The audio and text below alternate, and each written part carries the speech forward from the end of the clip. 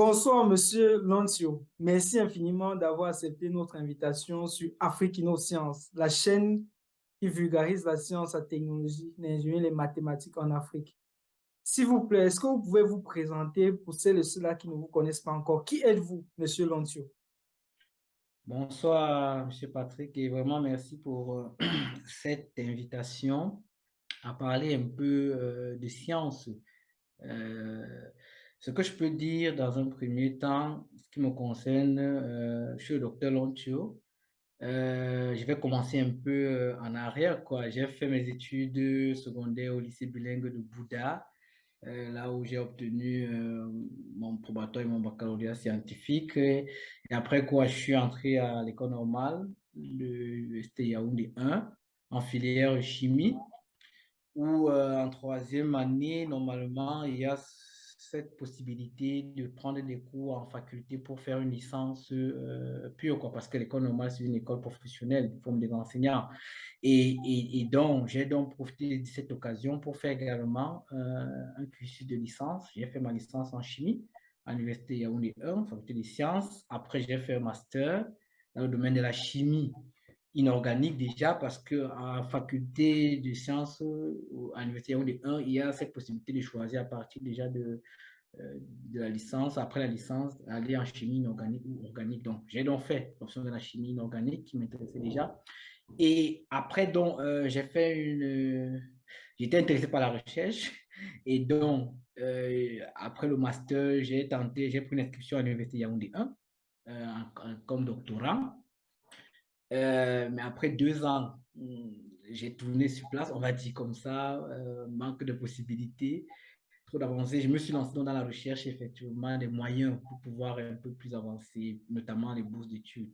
C'est donc là que j'ai eu d'abord une bourse pour aller en Allemagne, l'université de Saarbrücken, mais c'était à l'Institut des nouveaux matériaux, plutôt l'INM, là-bas, où j'ai fait 5 mois, je crois, financé par le gouvernement allemand, la bourse DAAD, qui encourage la coopération allemande. Donc, durant mon séjour là-bas, j'ai fait la rencontre d'un enseignant, effectivement, à l'Université de Belgique, à l'Université catholique de Louvain. Et donc, je rentre au Cameroun et je me rends toujours compte que ma thèse ne bouge pas comme je veux. Et l'enseignant de Belgique me dit, bon, il y a des possibilités de financement ici, est-ce qu'on peut monter un projet ensemble et tout? Là, je monte un projet et j'obtiens un financement pour faire une thèse, mais dans ce cas en co-tutelle entre l'Université de Yaoundé 1 et effectivement l'Université catholique de Louvain. Pour moi, je trouve que c'est une belle opportunité parce que ça me permet de rester enraciné également au Cameroun. Et puis donc, je m'en vais faire des séjours comme ça pendant 3 ans. Je reviens, c'était une recherche hybride avec l'université. Et donc, à l'issue, j'ai fini une thèse de doctorat en chimie des matériaux. Et après ça, je me dis, j'avais beaucoup l'intention de rentrer. Je ne sais pas pourquoi j'étais en Europe, mais je voulais toujours rentrer. Ceux qui sont autour de moi ont toujours trouvé ça un peu quand même étrange pour moi. Donc après, dans tous les cas, je suis rentré. Mais quelques temps après, je n'avais pas très, très bonne visibilité. J'ai cherché dans des postdocs. Je me suis trouvé en train de rechercher pour approfondir, on va dire aussi ce que je connaissais déjà. Et là, j'ai eu vraiment une sélection dans un centre de renommée, le Centre aérospatial allemand, le DLR, à l'Institut de recherche des matériaux à Cologne. Et c'était pour moi un très grand déclic parce que c'est un peu comme la NASA allemande, quoi, le centre spatial allemand. Effectivement. Et puis donc, j'entre là-bas, je fais 3 ans en postdoc. Et durant donc, ces 3 années, je ne cesse de suivre l'actualité au Cameroun et on ouvre donc un recrutement pour les enseignants du supérieur, le recrutement de 2000 enseignants et donc je dépose le dossier comme membre de la diaspora. Et c'était en quelle année, s'il vous plaît, Monsieur Lantio? Et là, ça c'est en 2000, je dépose le dossier en 2019. Voilà. D'accord. Oui, donc j'ai commencé le postdoc en 2017 et en 2019, donc je dépose le dossier. Les procédures sont très lentes, effectivement, mais ça a fini par aboutir et en janvier 2020, je suis recruté. J'étais encore en contrat là-bas. Donc, je pèse, c'est vrai, je me dis, bon, voilà, qu'est-ce qu'on fait et tout, et je décide de rentrer de toutes les façons. Et donc, je rentre, donc je prends service et je commence et voilà. Quand je finis donc en tant qu'assistant et donc depuis 2021, un an après, un an et demi après, j'ai déposé le dossier pour la promotion et donc à présent, je suis chargé de cours à l'école Et dans normale quelle université exactement? de l'université de Yaoundé 1, l'école normale supérieure Wow, très précisément. intéressant. Wow, Monsieur Lontio, votre parcours est très inspirant. On peut dire que vous êtes un citoyen du monde. Vous avez fait Bouddha, ensuite Yaoundé, ensuite Saarbrücken, ensuite Ouais, Köln, ensuite, exactement. voilà, vous êtes redescendu au Cameroun. Bon, on Sans oublier comprend aussi que vous êtes, Louvain-la-Neuve, quoi. Louvain-la-Neuve en Belgique pour la thèse. effectivement, on peut dire que vous êtes aussi un patriote parce qu'à chaque fois que vous avez été en Allemagne, vous vous êtes dit, je ne dois pas oublier le Cameroun. On a lancé, voilà, le gouvernement a lancé une possibilité, voilà, d'être recruté et tout. Vous avez décidé, voilà, de déposer votre dossier et vous avez été recruté. Vous êtes à l'université de Yaoundé 1, l'école normale supérieure, et vous aidez les plus jeunes à acquérir des connaissances pour à leur tour enseigner dans l'avenir. Mm. Félicitations à vous, c'est très inspirant, c'est très encourageant aussi pour nous qui vivons en Allemagne ou bien en Europe. Mhm. Monsieur Nontio, vous avez fait la chimie organique en licence, la chimie inorganique en master. Est-ce que vous pouvez nous définir assez brièvement la chimie inorganique et nous dire comment est-ce que la chimie inorganique peut améliorer les conditions de vie des Africains en général, des Camerounais en particulier? Ok, d'accord.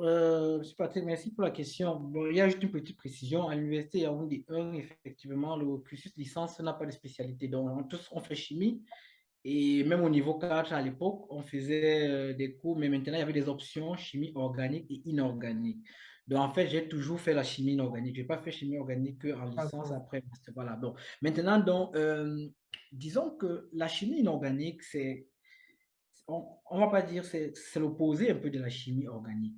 C'est-à-dire que organique, c'est tout ce qui est vivant, voilà, les végétaux, les plantes et tout, les substances naturelles et tout. Et inorganique, c'est un peu ce qui est inerte, c'est-à-dire les matériaux locaux comme les argiles, les céramiques et tout. Donc, moi, j'ai toujours été intéressé par la chimie inorganique d'abord parce que moi, je pense que la chimie inorganique est à la base du développement technologique que nous avons autour de nous. Pourquoi, par exemple, prenons l'exemple, quand on parle de chimie inorganique, la chimie inorganique est vaste, hein. C'est très vaste hein, aussi. C'est le terme générique. On va trouver à l'intérieur la chimie physique et tout. Bon, moi, je suis dans la chimie des matériaux. Et même dans la chimie des matériaux, il y a les matériaux traditionnels et les matériaux modernes. Je sais pas dans la chimie des matériaux modernes.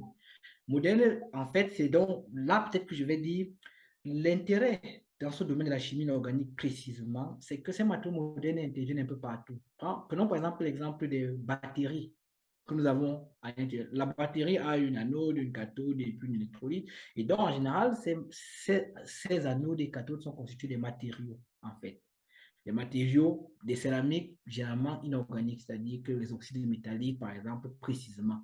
Je prends un autre cas, encore courant dans le cas de l'environnement, par exemple.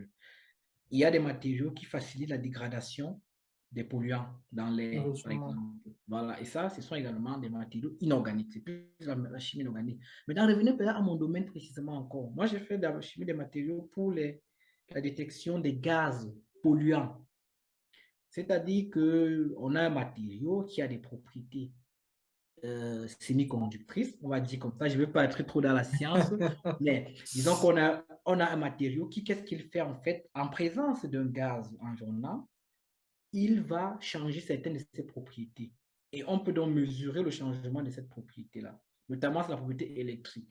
C'est-à-dire que tu as un matériau qui conduit peut-être le courant avec une certaine intensité. En présence d'un gaz, il Mhm. réagit avec le gaz polluant et ça change en fait l'intensité. C'est un peu cette base-là. Donc, il y a donc plusieurs types de matériaux, mais les matériaux semi-conducteurs métalliques ont cette propriété et ça a un impact intéressant parce que nous-mêmes nous constatons l'Afrique ne peut pas être laissée en arrière-plan par rapport au combat contre l'environnement.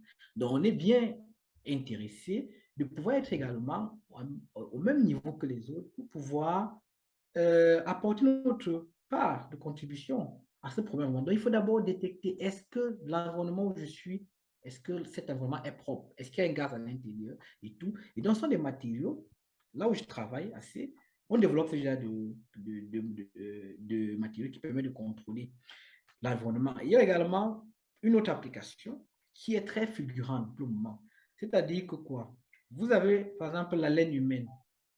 La laine humaine est constituée de plusieurs gaz quand nous parlons. Voilà. Effectivement. Et effectivement, pour un être humain qui est normal, la concentration des gaz est bien précise. Pour un humain, effectivement, qui peut développer ou qui fait une maladie, il peut avoir une modification de ces gaz-là. Voilà encore une intervention de la chimie inorganique parce que les matériaux qu'on utilise sont des matériaux de céramique inorganique moderne, comme je disais, qui permettent de détecter également des gaz dans la laine humaine. Je prends par exemple le cas, quand vous allez faire du diabète, effectivement, quand vous êtes du domaine biomédical, vous allez effectivement mieux comprendre aussi, quand vous avez fait du diabète, la concentration d'un gaz qu'on appelle l'acétone s'élève dans la laine humaine. Donc, si on est capable de détecter le plus tôt possible une variation de la concentration de l'acétone dans la laine, alors on peut déjà diagnostiquer ou anticiper sur une possibilité de faire un diabète. Quand vous allez avoir les problèmes de rein, par exemple, l'ammoniac, qui est un gaz, se retrouve dans la laine, sa concentration change. Et vous voyez que ces propriétés des matériaux peuvent donc aider, si l'on réussit à mettre sur pied des dispositifs pareils pour des check-ins dans des pays comme les nôtres, effectivement, où on n'a pas accès toujours à, vous voyez, à des gros appareils et tout, parce que ce sont des Effectivement. matériaux. Voilà, on fait ça, on miniaturise ça en fait. On peut avoir des petits puces là, on met là, et dès que vous respirez à l'intérieur, vous avez une indication sur la possibilité de faire peut-être voilà, une Un maladie du diabète. rein, peut-être un diabète. Donc, ouais, ça a fait beaucoup d'applications. C'est ça qui m'a également Effectivement. permis. Et l'une des choses également qu'il faut relever, c'est que à mon époque, quand même, il y avait très peu qui faisaient chimie inorganique. Et cela s'expliquait par le fait que c'est un domaine qui nécessite un peu plus d'équipement, en fait, dans la recherche. Des choses qui, on va revenir peut-être plus tard sur cette question, Oui, mais, effectivement. oui, mais c'était un peu aussi une orientation dans ce sens-là, c'est-à-dire que l'impact économique lié également à l'Afrique, comment on peut tirer profit de ça, et également question de faire venir ça également dans le contexte camerounais. C'est très intéressant, Monsieur Loncho, de savoir que la chimie inorganique peut nous aider en Afrique, bien évidemment, en général et au Cameroun en particulier, dans la prévention des maladies. Exactement. Nous savons qu'il est très difficile d'avoir les appareils, comme vous l'avez mentionné, par exemple, pour soigner nos malades, pour, Exact. oui, oui, pour les suivre également. Donc, savoir qu'il est possible d'utiliser la chimie inorganique pour fabriquer quelques petits devices comme ça, quelques petits Exact. appareils qui vont pouvoir prévenir les maladies, telles que le diabète, c'est vraiment encourageant. Ça permet aussi de vraiment préparer les jeunes qui nous regardent actuellement, qui sont dans cette école normale pour vous enseigner, à se dire, voilà, nous n'allons pas juste enseigner, mais nous allons nous lancer dans la conception, dans la fabrication des appareils. Parce que vous l'avez dit au début, si la chimie inorganique peut vraiment aider au niveau du développement technologique des nations, il est impératif pour les Africains, afin qu'ils puissent se développer, Exact. de regarder, d'avoir un œil là-dessus et puis de se lancer vraiment. Voilà. On doit agir de manière très concrète. Monsieur Exactement. Loncho, vous êtes enseignant Oui. et nous savons qu'en tant qu'enseignant, ce n'est pas facile tous les jours d'enseigner. Quelles sont les difficultés que vous faites face chaque jour en tant qu'enseignant de chimie inorganique? Bon, oui, c'est vrai que j'ai deux missions, l'enseignement et la recherche. Ce sont je pense que la première chose qui m'a d'abord poussé vers l'enseignement parce que ce n'est pas évident comme vous dites, c'est effectivement, je suis quelqu'un, j'aime d'abord transmettre, j'aime transmettre la connaissance, ça c'est clair. Ça C'est pour se ça que j'ai fait voit. l'école, c'est pour ça que j'ai fait l'école normale aussi déjà, Mhm. donc j'aime transmettre, mais en même temps, je suis quelqu'un qui aime aussi beaucoup la recherche scientifique, vu son impact sur le tout. Et dans le cas de l'enseignement pour le moment, c'est bon, on a des effectifs très grandissants, et donc ce qui fait que avoir à l'école normale, c'est pas quand même trop le cas, hein, parce qu'à l'école normale, quand même, comme c'est une école où il y a un concours, on a un peu très peu de gens, mais de manière générale, vous allez voir qu'il y a beaucoup des effectifs. Et l'un des challenges maintenant qu'on a, ou l'une des difficultés, c'est vraiment voir comment couvrir tous ces programmes avec tous ces effectifs, surtout qu'on n'a pas toujours les infrastructures nécessaires. Donc, dans le cas de l'enseignement, pour ma part, la chose qui peut un peu bloquer ou les difficultés que nous avons en chimie organique, c'est dans les parties pratiques parce que on ne doit pas rester dans la théorie. Si on veut quelque chose de très concret, il faut que les enfants puissent effectivement faire des travaux pratiques aussi réels un peu. Voilà, on ne reste pas dans l'imaginaire. Il y a souvent des blagues où on disait qu'on arrive dans un laboratoire, on dit que imaginez, vous avez un bichet et tout, alors qu'on est dans un laboratoire pour faire une épreuve pratique. Ça, c'est, on a pour le monde, on a le minimum, on peut faire les travaux pratiques, mais il reste encore beaucoup à faire lorsque on veut un peu apprendre aux enfants certaines techniques un peu plus développées utilisant la chimie inorganique. Parce qu'on n'a pas de dispositifs sur place pour le faire, pour montrer à l'enfant, voilà peut-être un spectrophotomètre, voilà comment on utilise de manière pratique ce qui fait que ça limite. Vous voyez, ils vont bien comprendre la théorie, mais c'est toujours intéressant quand l'enfant va au laboratoire. Donc, les laboratoires d'enseignement, ils sont équipés à leur niveau, mais voilà, ce n'est pas encore ça. Mais maintenant, le gros défi, c'est plus dans la recherche, en fait. Parce que, comme j'ai dit au début, j'ai une double mission, mission enseignement et mission recherche.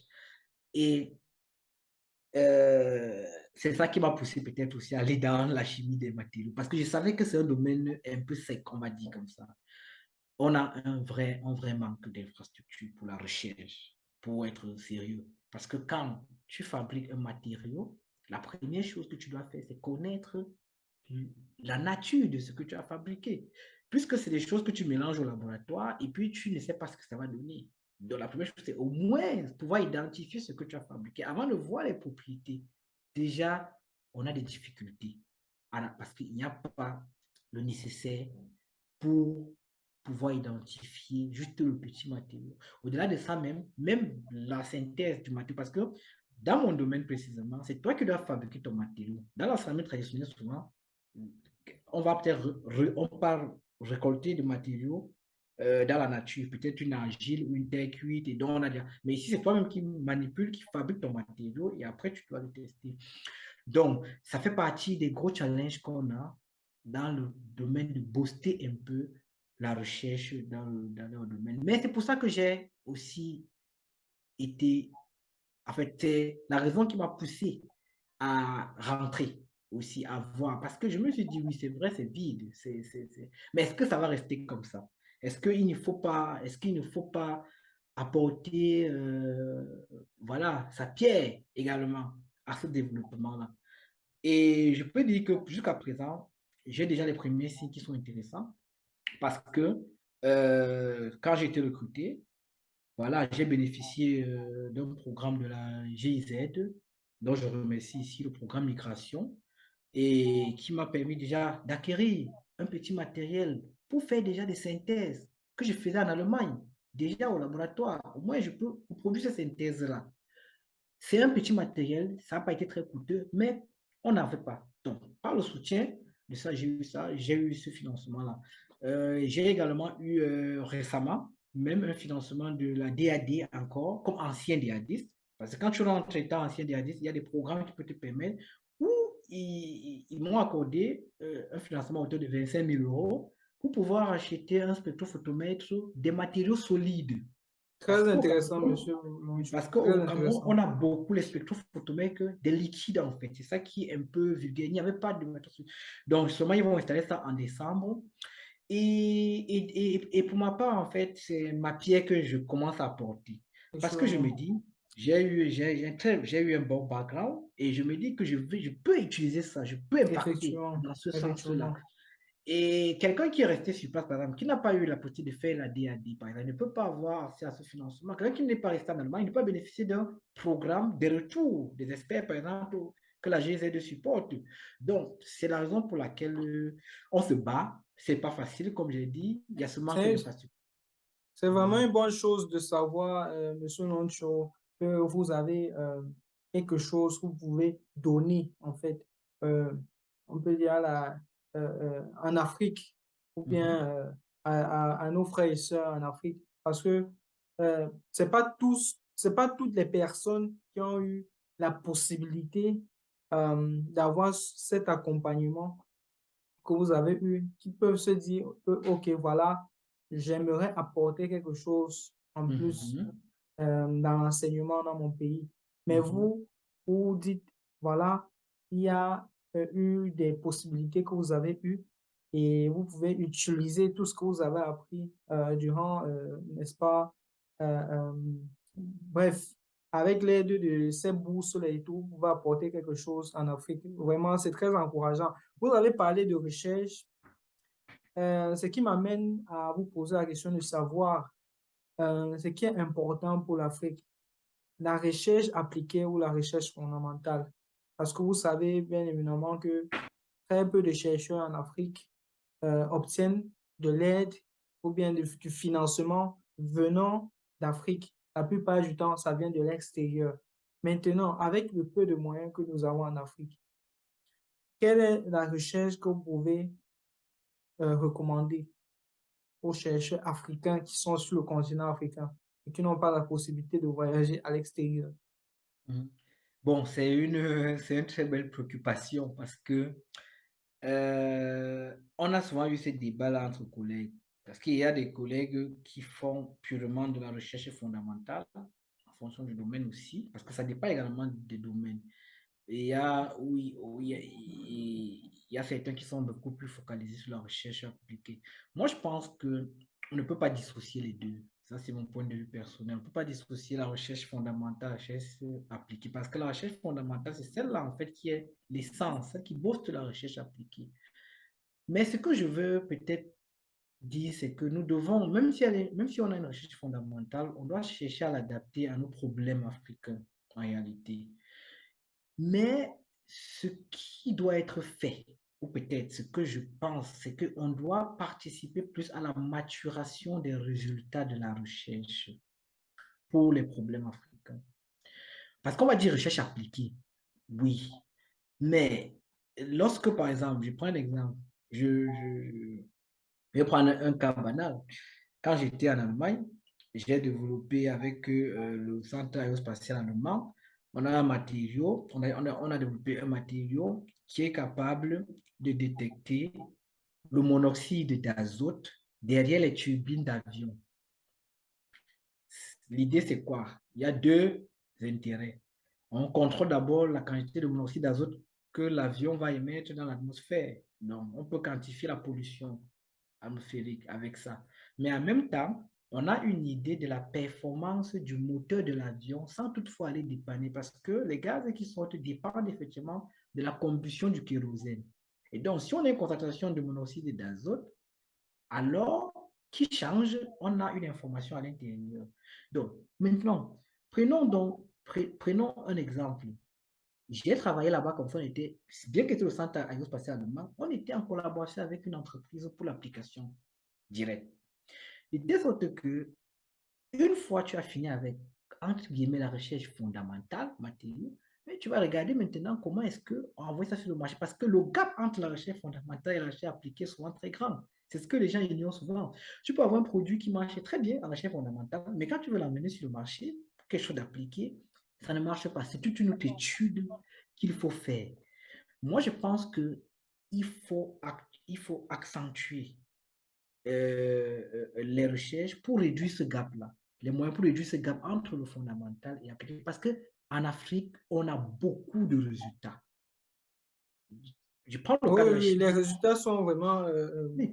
Je prends le cas de la publié par chimie les Africains. organique, Oui. même la chimie des substances naturelles, ce n'est pas mon domaine, mais j'ai des collègues, ils découvrent chaque jour des nouveaux principes actifs, en fait. Ils découvrent des nouveaux principes actifs qui peuvent être intéressants pour des maladies.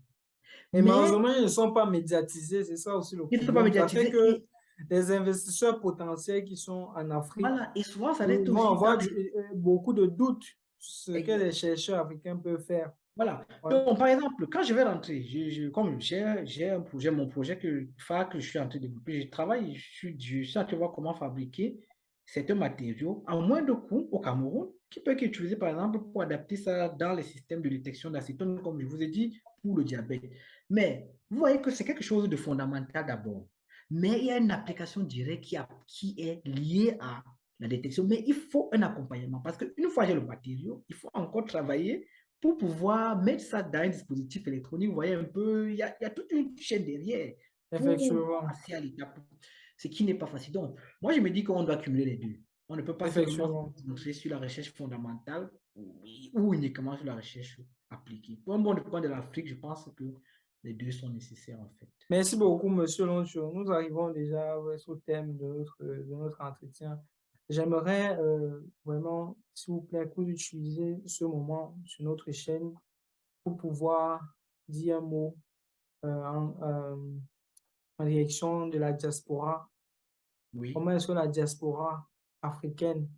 scientifique, bien sûr, bien évidemment, comment est-ce que cette diaspora peut contribuer au développement de l'Afrique étant hors de l'Afrique de façon efficace?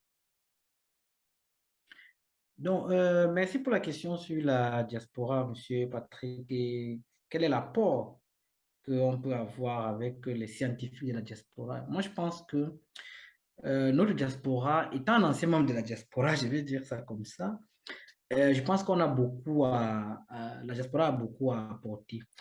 Par exemple, hum, je crois que plusieurs collaborations scientifiques doivent être établies entre les chercheurs de la diaspora, ceux qui sont peut-être dans les universités ou dans les centres de recherche, et les chercheurs du Cameroun ou d'Afrique.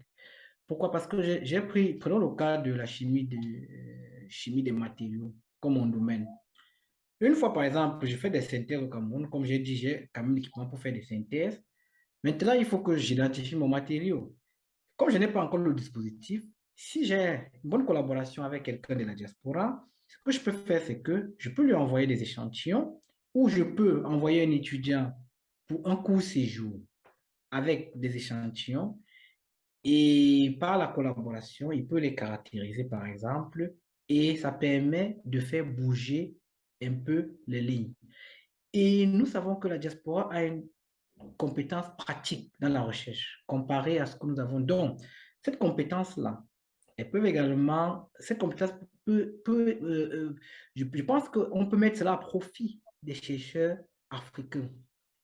Mais il y a un problème de financement de fonds qui est parce que il faut pouvoir déplacer le chercheur de la diaspora pour qu'il vienne peut-être faire un séminaire ou une conférence ou expliquer comment est-ce que les choses avancent également dans ce domaine. Et pareil, il faut également favoriser aux chercheurs africains pouvoir faire des déplacements, aller à l'étranger dans les laboratoires où les gens de la diaspora sont peut-être des titulaires et tout, et apprendre également là-bas. Et c'est là où je ne sais pas si je vais dire que c'est quelque chose que notre système doit penser sérieusement. On n'a pas un système de financement sur pied qui facilite ce genre d'échange. Or, c'est quelque chose qu'on peut faire, c'est-à-dire on lance un appel d'offres national financé par le ministère de l'enseignement supérieur. Et on dit, bon, cette année, on va financer 10 projets, par exemple, et les 10 projets dans 10 universités. Et ceux-là sont des projets qui peuvent se faire en collaboration avec un laboratoire étranger. Donc, tu écris ton projet, tu mets quelqu'un de la diaspora, et donc ça va faciliter donc effectivement ce genre de mobilité. Effectivement. Donc, pour ma part, je pense que la diaspora a beaucoup apporté parce que l'expertise, elle n'est plus à démontrer, que ce soit sur la disponibilité, effectivement, du matériel, c'est-à-dire des équipements, ou presque également sur la compétence même réelle. Donc, les programmes d'échange, pour ma part, entre les chercheurs de la diaspora et ceux d'Afrique doivent s'intensifier. Programmes d'échange financés ou voilà quoi, ou peut-être sous fonds propres si possible. Donc, ben, voilà un peu ce que je peux dire sur cette question. Malheureusement, chez nous, c'est pas, voilà, j'ai l'impression qu'on ne prend pas trop ça en compte. Déjà, comme je vous disais tout à l'heure, euh, on- il faut des programmes de financement qui donnent déjà l'expérience aux chercheurs camerounais pour être plus compétitifs sur des financements africains. Parce que, tenez par exemple, il y a des financements sur le plan africain, l'Union africaine. Par exemple, il y a un financement qu'on avait appelé ARISE-PP qui finançait jusqu'à 500 000 euros pour implanter un projet de recherche. 500 000 euros, c'est pas rien. Dans un C'est pas domaine rien, comme le nôtre, c'est où il faut beaucoup. beaucoup d'équipements, mais vous allez voir que sur ce genre de financement, les Camerounais, en général, ne sont pas très favorisés. Pourquoi? Parce que, quand on va regarder, il a peut-être un CV et tout, il a publié des articles, mais on regarde plutôt, on dit, attends, quelle est l'expérience qu'il a dans la gestion des projets? Pareil. Il n'a pas de, il n'a pas d'expérience. Pourquoi? Parce que cette expérience vient souvent du fait qu'il y a des appels locaux. Dans d'autres pays, c'est comme ça, souvent ça se passe. Des appels nationaux là, où des chercheurs, donc, entre eux, compétissent. On peut même même 2 à 3 projets par an. Et donc, ça permet à ces chercheurs africains ou camerounais d'avoir une expérience. Et quand on ouvre des financements avec d'autres membres de la diaspora ou peut-être à l'extérieur, ce soit plus facile en fait d'avoir ça. C'est quelque chose qui nous manque. Oh, moi, je pense que c'est très important. Maintenant, si la diaspora a des projets de financement, comme par exemple, moi, j'étais de la diaspora, je suis rentré, mais en rentrant, j'ai utilisé un projet voilà, de la GIZ qui m'a permis quand même de m'installer, d'avoir un petit truc pour avoir le petit nécessaire pour commencer la recherche. Il y a des programmes comme ça que la diaspora également peut Mais, mais Monsieur intégrer. Loncho, il y a Oui, aussi un souci. Vous savez, la diaspora ne va pas contribuer ou bien investir sur des scientifiques sans oui, avoir la certitude qu'il y aura un retour sur investissement. Comment est-ce que les oui. scientifiques africains vont pouvoir convaincre ces membres de la diaspora là que, bien évidemment, vous aurez un retour sur investissement et sur combien d'années? C'est ça aussi le souci dans la recherche en général, pas juste en Oui. Afrique, mais dans le monde Mhm. entier. Les chercheurs doivent avoir cette faculté à convaincre les potentiels investisseurs que Mhm. voilà, même si c'est dans 30 ans, dans 20 ans, dans 10 ans, vous aurez un retour sur investissement. Mhm. Comment est-ce que le chercheur africain peut convaincre le membre de la Oui. diaspora que, OK, non seulement il y aura un retour sur investissement, mais après tel nombre d'années? Et quelles sont les garanties? Mhm. Bon, c'est vrai que la première question, en fait, le premier volet de la question a priori, j'ai vu plutôt une collaboration scientifique, c'est-à-dire entre chercheurs de la diaspora et chercheurs africains. Dans cette configuration, le chercheur de la diaspora, certes, il apporte de l'expertise, peut-être par exemple par rapport à son domaine, mais en même temps, ce n'est pas une thématique purement, c'est une thématique qui est liée au développement africain. C'est-à-dire, par exemple, on peut dire qu'on va utiliser une ressource naturelle camerounaise et on va peut-être la caractériser à l'étranger. Je prends un exemple. Dans ce cas, il y a une coopération qui doit débuter qui va finir par aboutir à un article scientifique où on aura un co-auteur de la diaspora et un co-auteur du Afrique. Donc, sur cette base-là, l'intérêt est en fait dans les deux Effectivement, côtés. Voilà. les deux Bon, camps. maintenant, s'il s'agit des bailleurs de fonds, disons comme ça, de la diaspora. C'est-à-dire que, voilà, moi, je suis de la diaspora, j'ai peut-être 100 millions de francs et je veux investir au Cameroun avec un chercheur africain. Et effectivement, vous avez raison, on n'investit pas aveuglement. Il faut avoir un produit qui a fait ses preuves. C'est-à-dire quelque chose, par exemple, comme moi je vous ai dit, si je viens vous voir là, et je vous dis, bon, Monsieur Patrick, j'ai un très bon matériau qui va permettre de détecter l'ammoniac dans la laine. Et c'est intéressant pour, par exemple, développer un appareil qui va permettre de prévenir les maladies du rein. Toi, tu es un investisseur, tu vas regarder l'appareil, ben oui, en fait, tu vas regarder le matériau, mais tu vas, tu peux pas être convaincu à partir du matériau. Il faut un prototype qui te montre que, en fait, ce qu'il a fabriqué, on peut mettre ça dans un appareil et après, maintenant, c'est ça qui va te garantir d'investir. Et ça rejoint ce que je disais un peu plus tôt. On n'a pas un système de maturation de nos projets. C'est ça qui a attiré, même au Cameroun. C'est-à-dire qu'il y a des hommes d'affaires qui peuvent, s'ils sont sûrs à 100% que ce produit que nous voyons là, il va vendre, il va avoir retour sur investissement, il peut investir ses financements à l'intérieur parce qu'il sait qu'il va vendre l'appareil. Tu peux venir là, tu lui parles, tu dis, bon, voilà, je vais fabriquer les piles. Et puis, il te dit, ah bon, ouais, voilà, montre-moi un prototype clair. Après, on va vendre et tout. Donc. Et c'est ça donc qui nous manque. Il faut une maturation entre les projets, les résultats de recherche. Et c'est là où vraiment ça pointe. Ça peut coincer. Moi, c'est pour ça que je vois l'une des issues, c'est avoir des financements, comme j'ai dit par exemple celui de l'Union africaine, où à l'intérieur, tu as une partie où tu parles, tu vois, tu montes un prototype, et une fois que tu as ça, tu peux vendre le produit sur le marché. Donc peut-être, je vais dire, les chercheurs africains doivent être un peu plus compétitifs sur le plan international pour essayer d'avoir un peu plus de financement. Ou si on réussit à convaincre nos membres du gouvernement qui nous ouvrent également des possibilités d'avoir des financements nationaux Ça viendra, ce qui est sûr. Ouais, qui ça viendra. permettent effectivement aux Africains, en fait, aux Camerounais de maturer certains projets et pouvoir les vendre, quoi. C'est Effectivement. un peu ça. Donc, moi, je vois une bonne collaboration sur le plan scientifique entre les chercheurs de la diaspora. Mais maintenant, s'il faut regarder dans l'investissement, je pense il y a beaucoup de chemin à faire. On a encore beaucoup à faire. On croit que les chercheurs africains vont se pencher aussi sur le plan médiatique parce que la plupart du temps, ils sont dans leur laboratoire et puis, non, Très c'est vrai bien. qu'on ne leur donne pas la possibilité de s'exprimer, mais ils peuvent aussi se lancer dans la médiatisation, Non. ils peuvent créer un consortium et c'est pas une entreprise de communication scientifique pour Là, Monsieur pouvoir Paquet, parler sans vous couper, pour pouvoir parler à l'international de leurs problématiques, de ce qu'ils font au quotidien. Parce qu'il y a exact.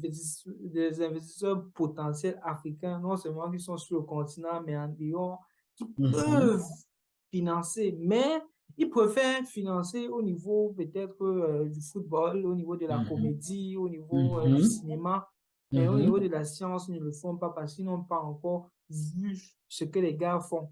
Ces personnes-là qui sont dans les laboratoires, mais qui ne sont pas vraiment médiatisées. Exactement, je dis, c'est effectivement pour enchérir, parce que effectivement, les universités camerounaises, précisément, ont une très mauvaise visibilité. En fait, ils ne sont pas très vus. C'est pour ça que on va avoir des bonnes productions scientifiques, mais vous allez voir les classements qui ressortent souvent des meilleures universités. Il y a très peu d'universités camerounaises ou même pas. C'est pas parce qu'il n'y a pas de travail, mais il n'y a pas de visibilité. Tenez par exemple, c'est parce qu'on discute là, et je sais, beaucoup ne savent pas que je fais dans les matériaux pour la détection des gaz qui peuvent être par exemple utilisés pour le diagnostic prématuré de certaines maladies. Beaucoup ne savent pas qu'on peut faire tel genre de matériaux au Cameroun pour les batteries, par exemple. Il y a un problème de vulgarisation, ça c'est clair, de la science. Et nos universités, dans ce cas, avoir normalement un enseignant doit avoir quand même une page personnelle où il décrit ses activités. Ou si, comme vous dites, un membre de la diaspora peut se connecter à l'Allemagne, il regarde, mais à un de là, qu'est-ce qu'on fait? Il tape, il voit des projets, il peut contacter l'enseignant et tout. Donc, c'est ce qui fait que vraiment, l'initiative que vous avez de faire quand même connaître les chercheurs, ce n'est que dans le domaine de la recherche, et leurs activités, c'est une très bonne initiative à Merci encourager. beaucoup. Merci beaucoup, Et, Monsieur Lonchon.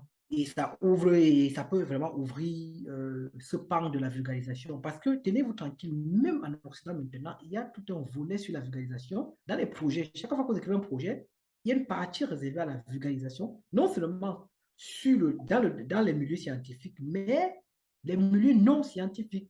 C'est très important. Oh, chez nous, là, c'est un peu trop. Voilà. On est au labo, comme vous dites, on tourne après. Ce sont nos choses, quoi. Même les publications, on ne sait même pas quand tu publies, on ne sait pas que tu as publié. C'est-à-dire qu'il n'y a aucune. C'est un problème vraiment, mais je me dis que les Avec le choses vont temps, ça va vont bien. s'améliorer. Mhm. Avec Afrique Inno-Sciences Télévision, nous allons faire notre part au niveau de la vulgarisation Bien sûr. scientifique en Mhm. Afrique. Merci infiniment, encore une fois de plus, Monsieur Loncho, pour votre temps. S'il vous plaît, est-ce que vous pouvez donner quelques petits conseils aux jeunes qui nous regardent pour conclure euh, cette interview? Bon, oui, ce que je peux dire, c'est que les jeunes qui nous regardent, ils ont suivi mon parcours. Je viens du fin fond de Bamessingue, pour être précis, de Bouddha, un village là, et je vais dire, je me retrouve quand même au centre aérospatial en Luma. Mon père était un simple instituteur, il était instituteur, donc il n'y a pas de question de dire qu'il y avait quelque chose derrière, quelqu'un qui t'a. Et moi, je pense que ça vient avec le travail. Je pense que nos jeunes doivent vraiment faire, aller travailler, pas parce qu'ils veulent gagner directement de l'argent. C'est vrai, on regarde de l'argent derrière, mais faire du bon travail. Nos jeunes scientifiques surtout. Vous allez voir des jeunes scientifiques déjà très paresseux. Ils ne peuvent pas écrire un projet. Ils ne peuvent pas rédiger, c'est-à-dire faire des recherches qui vont lui permettre de publier dans des bons journaux. Il est là dans le racolage, c'est-à-dire le raccourci. Il veut absolument finir sa thèse de doctorat. Et peut-être il veut faire ses recherches juste parce que c'est voilà, c'est demandé. Il n'y a pas de passion, il n'y a pas de, enfin, il n'y a pas, comment je vais dire, une motivation profonde. Moi, je pense que les jeunes doivent vraiment, dans le domaine, ils doivent se lancer dans le domaine de la science, ils doivent s'informer, ils doivent se former. Aller à l'étranger n'est pas mauvais. C'est-à-dire, comme on dit souvent, pourquoi la fuite des cerveaux? Non. Il faut aller se former. Il faut aller se former pour être compétent et revenir après, par exemple. Si tu restes sur place, tu ne vas pas trop avancer. Donc, il faut être ambitieux, il faut beaucoup travailler et garder l'esprit très ouvert et vraiment rester focus sur l'objectif. C'est vrai que nos conditions au pays sont souvent très difficiles de dire que tu vas choisir ce que tu vas faire, te concentrer dessus et t'en sortir parce que l'environnement n'est pas facile. Mais il faut croire, il faut croire. Moi, je peux pas vous dire. À l'instant qu'on parle, voilà, j'ai un autre stage de formation qui va se faire à Prague et ça sera dans des matériaux, une autre famille de matériaux, des matériaux à deux dimensions pour des applications énergétiques également environnementales. Mais c'est parce que quoi, bien que je suis recruté, je suis en perpétuel travail. J'écris les projets, je contacte les enseignants, je postule et ça me permet d'avancer, quoi. Celui qui cesse d'apprendre doit cesser d'exister, à mon avis. Donc, on doit continuer. Donc, et c'est pour ça que j'encourage vraiment la jeunesse à travailler, à croire. Et comme vous dites là, il faut croire. J'espère, je pense un nouveau Cameroun est possible, quoi. Voilà, avec d'autres Effectivement, opportunités. un nouveau Cameroun, une nouvelle Afrique scientifique est possible. Exactement. Effectivement, merci infiniment encore une fois de plus, Monsieur Noncho, pour votre temps, d'avoir partagé vos connaissances avec nous. Nous aurons le temps encore, pourquoi une fois, du moins, pourquoi pas échanger une fois de plus sur d'autres thématiques scientifiques sur la chaîne Merci. Afrique Sciences Télévision. Merci. Beaucoup de courage à vous. D'accord, merci. Je vous remercie et j'espère qu'on aura l'occasion, peut-être en visite à Yaoundé, je vais vous présenter mon laboratoire. C'est quelque chose que je pense souvent, faire une petite vidéo où on montre quand même ce qu'on a l'habitude de faire. Ce serait vraiment intéressant. On ne sait pas, on ne sait jamais.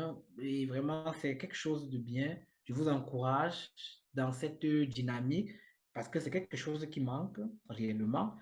Et vraiment, n'hésitez pas, hein, si vous avez besoin d'autres informations ou quoi que ce soit, nous sommes Merci disponibles. beaucoup, Monsieur Noncho. Avec plaisir. D'accord. D'accord.